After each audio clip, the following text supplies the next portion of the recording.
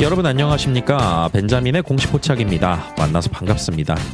오늘 SKC 1차 발행 가격이 결정되는 최종 기산일이었습니다. 오늘까지 데이터를 바탕으로 최종적으로 제가 계산을 해보니 76,600원이 산출이 돼요.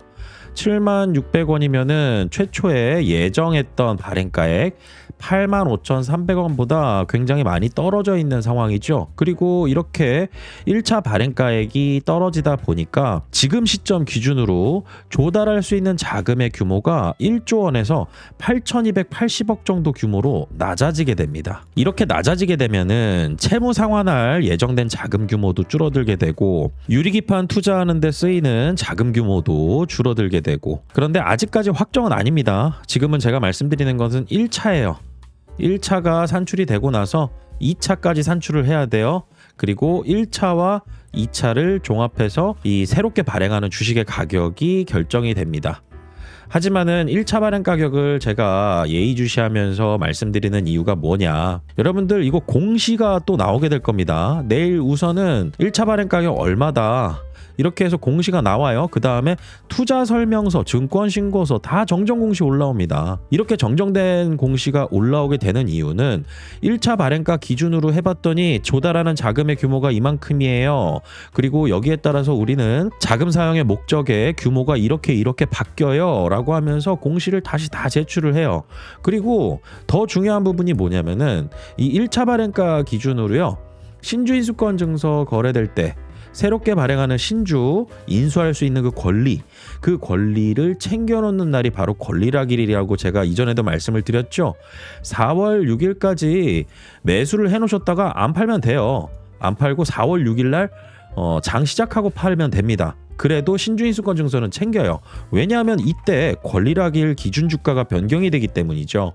그러니 여러분들께서 가지고 있던 마이너스 폭이 예를 들어서 5%였는데 이게 갑자기 시작하는 날 마이너스 10% 이상 높아졌다. 이거 권리락일 기준 주가 조정 맞은 겁니다. 그러면은 자동적으로 신주인수권 챙겨요. 그래서 이렇게 여러분들께서 판단하시는 방법도 있고요. 이러면서 증권사에서 알림톡이 와요. 바로 안 옵니다. 시차를 두고 오는데 청약할 수 있는 그 권리가 생겼습니다 라고 해서 알림톡도 옵니다. 그래서 권리락일 날 신주인수권 증서를 챙기고 이 신주인수권 증서를 바탕으로 내가 유상증자 청약에 참여하든지, 이렇게 하면은 매입 단가는 낮출 수가 있죠. 평균 단가는 낮출 수가 있어요. 하지만은 내가 청약할 자금이 있느냐 없느냐 여기에 따라서 청약을 못할 수도 있잖아요. 나는 더 이상 청약할 수 있는 여력이 없어. 그러니 나는 이 청약을 못해. 그러면은 신주 인수권 증서 거래일 날 신주 인수권 증서를 매도해야죠. 이렇게 하면 일부 현금화를 할 수 있는데, 그래서 제가 항상 강조드리지만은 내가 SKC 오랫동안 보유하고 있던 주주인데 마이너스 폭은 크고, 그리고 지금 손절도 어려운 상황이고, 그런데 현금 여력이 높지 않아서 내가 청약에 참여하기도 좀 어려운 상황이다. 그런데 계속 강제적으로 보유를 하고 있으니 권리락일 4월 6일까지도 보유를 하고 있었다라고 하면은 신주인수권 증서가 생기는 거고, 그 신주인수권 증서를 매도해서 일부 현금화를 할 수 있는데 이거조차도 안 하는 게 바로 돈 버리는 행위다라고 계속 강조드려 왔었습니다. 그래서 이 신주인수권 증서 거래일 날 이 신주인수권 증서 가격이 어떤 기준으로 책정이 된다라 그랬죠? 1차 발행가 그리고 시장의 주가 이렇게 빼게 되면은 어느 정도 기준이 되는 신주인수권 증서 가격을 저희가 예측해 볼 수가 있습니다. 그런데 이게 항상 맞는 거는 아니에요. 왜냐하면은 신주인수권 증서를 매매하는 사람들이 얼마나 될까요? 매매하는 사람들이 그렇게 많지 않을 겁니다. 유통되는 그런 물량들이 그렇게 많지가 않다 보니까 본주의 가격에도 영향을 받지만은 이 신주인수권 증서를 거래하는 창이 따로 있거든요. 그런데 이 가격 변동이 엄청나요. 그래서 여러분들께서 신주인수권 증서를 매매를 하실 것이다 라고 하면은 한 가지 팁을 말씀드린다라고 제가 예전에 말씀드렸던 적이 있는데, 거래되는 첫날 내가 매도하는 게 가장 속편하다. 유상증자 신주 청약에 참여 안 할 거라면. 그런데 내가 이거 붙들고 계속 본주하고 신주인수권 증서 이 거래 가격하고 계속 보고 있잖아요. 이거 매매 못 합니다. 그리고 정신건강에 엄청 해로워요. 왜냐하면은 여러분들 요새 시장 변동폭이 얼마나 큰가요? 이 변동폭이 크면 클수록 매매하고 판단하는 데 있어서 지칩니다. 그래서 제가 1차 발행 가격을 미리 계산을 해보는 이유에 그 백그라운드에 신주인 수권증서 거래가 있다. 그리고 이전에도 말씀드렸다시피 최종적으로 확정되는 발행 가격이 중요하잖아요. 그런데 이 계산 방식 자체가 1차와 2차를 종합한다라고 말씀드렸는데, 만약에 1차가 1만 원이 나왔어요. 그리고 2차가 2만 원이 나왔다라고 그냥 가정을 해볼게요. 그러면은 확정 발행가액은 1만 원으로 나옵니다. 그래서 이 확정 발행가액이 최종적으로 결정되는 구조는 1차와 2차 중에 낮은 가격이 선택되는 구조인데, 기업 입장에서는 만약에 1차 발행 가격이 1만 원이 나왔는데 2차 발행 가격이 예를 들어서 6천 원이 나와버려요. 그러면은 확정 발행가액 뭘로 결정될까요? 1차가 1만 원이 나왔다 하더라도 2차 발행 가격이 높아진 상황에서 1차 발행 가격으로 결정되는 것은 어느 정도 조달 예정 금액인 1조 원 규모에서 많이 차이가 안 날 수도 있지만은, 주가가 너무 급격하게 빠져서 2차 발행 가격이 1차 발행 가격보다 낮아지게 되는 상황이 온다. 그리고 이것 때문에 조달하는 자금의 규모가 예정했던 조달 자금의 규모보다 많이 차이가 난다. 이거 주가의 악영향입니다.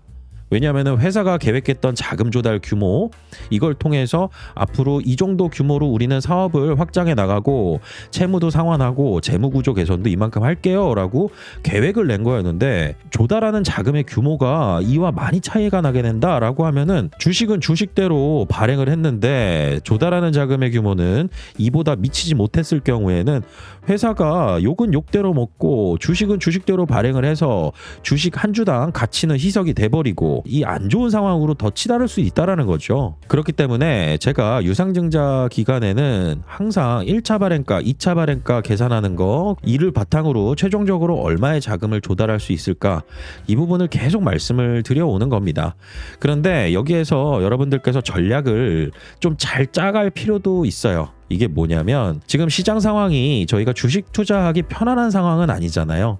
기업에 아무런 펀더멘털적으로 악영향을 미칠 수 있을 만한 변수도 없는데, 시장에 그냥 주식에 투자했던 자금, 그냥 펀드 자금들, 그리고 이 펀드에 투자했던 이 외국의 연기금, 우리나라 말고요, 외국의 연기금이나 아니면 대학 기금 같은 경우, 그리고 나라에서 운영하는 국부 펀드 같은 경우들, 그리고 헤지 펀드 같은 경우들, 이런 펀드들이 그냥 한국 증시에서 전체 통으로 코스피 그리고 코스닥, 이 지수에 투자하는 이런 ETF 자금들이나 이 펀드들을 그냥 매도해버리면 여기에 포함된 주식들을 모두 기계적으로 매도할 수밖에 없을 거 아니겠어요? 이런 상황이 최근 들어서 계속 이어지고 있습니다. 거기에 배경에는 이제 이란과의 전쟁 리스크, 이 부분 관련해서는 지금 아직까지도 리스크 팩터로 여러분들께서 지정학적 리스크는 인지는 하고 계시겠지만은, 지금 SKC가 하고자 하는 사업에 있어서 유리기판 사업, 이거 계속 확장될 수밖에 없다라고 저는 보고는 있는데, 최근 들어서 유가 상승으로 전기차 수요가 늘어나고 있는 추세다.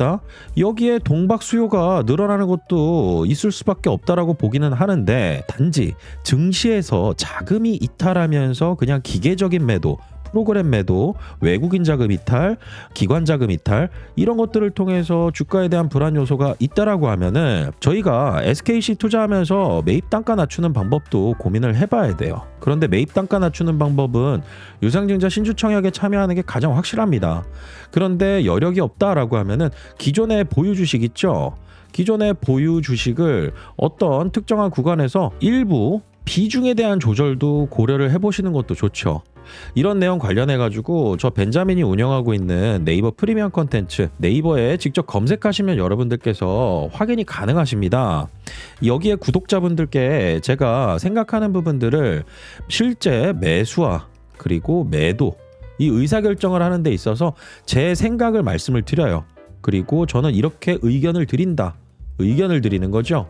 이걸 바탕으로 여러분들께서 투자 판단에 참고하시고 투자 의사결정을 해보실 수 있는데 참고가 된다라는 것이죠. 여러분들께서 구독하시는 방법은 굉장히 간단합니다. 네이버에 벤자민의 공식 포착이라고 검색을 하시면 돼요. 그러면은 여기에 제가 운영하고 있는 네이버 프리미엄 컨텐츠, 이걸 꼭 잘 확인하셔야 됩니다. 그리고 제가 영상 설명란과 고정 댓글에도 링크를 걸어둘 거예요.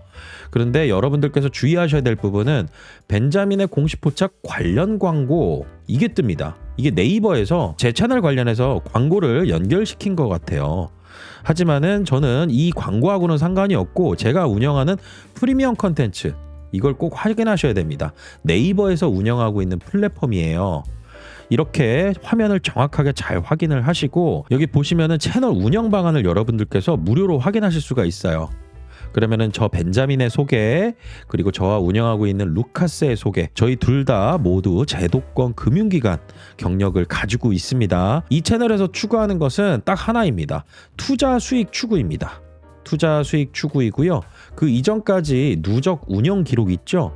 이 부분은 네이버 프리미엄 컨텐츠에 히스토리로 다 남아 있습니다.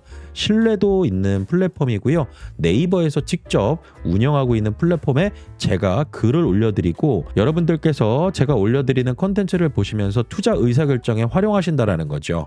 그런데 이 채널 같은 경우는요, 여러분들께서 구독을 하시게 되면 구독료가 발생해요. 제가 영상에서는 이 사야 된다, 팔아야 된다 이런 의견을 절대 드리지 않습니다. 왜냐하면은 영상은 항상 시차가 존재하고요. 제가 투자 종목을 접근하는 데 있어서 민감하게 바라보는 부분, 그리고 노력해서 찾아내는 정보들이 있거든요. 이 구독료 같은 경우는 여러분들께서 한 달 동안 지불하시는 금액입니다. 저와 루카스의 인건비라고 생각하시면 되고요. 결제도 네이버에서 직접 하시면 됩니다. 그리고 여기 톡톡 문의하기 버튼이 있어요.